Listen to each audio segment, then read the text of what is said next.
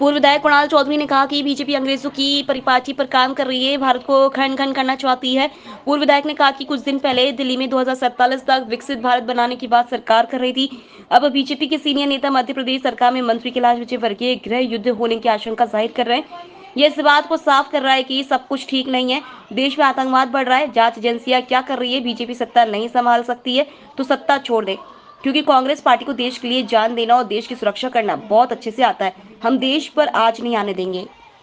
देखिए, जो लोग 2047 तक विकसित भारत की बात करते थे, आज खंड खंड भारत की बात करने लग गए। देश के बड़े नेता कैलाश विजयवर्गीय हैं, भारतीय जनता पार्टी के राष्ट्रीय महासचिव हैं, प्रदेश के मंत्री हैं।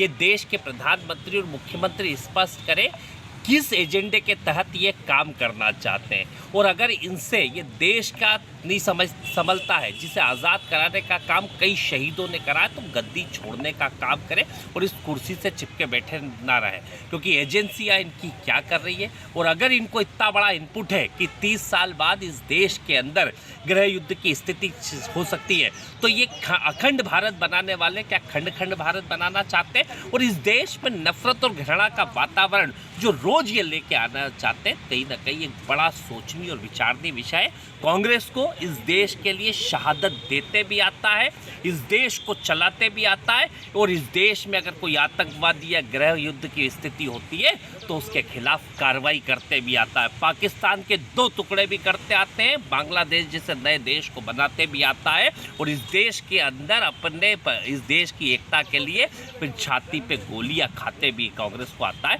इनसे संभले तो ठीक, नहीं तो कि सीधे गद्दी छोड़े और देश में बीजेपी के बड़े नेता स्पष्ट करें क्या परिस्थितियां हैं, किन स्थितियों के साथ है, और क्यों इनको लगता है कि देश में गृह युद्ध हो सकता है। ये विकसित भारत की बात करते थे, आज खंड खंड भारत की और बवाल भारत की बात करते, तो बवाल भारत नहीं, विकसित भारत की तरफ हमें लेके जाना है।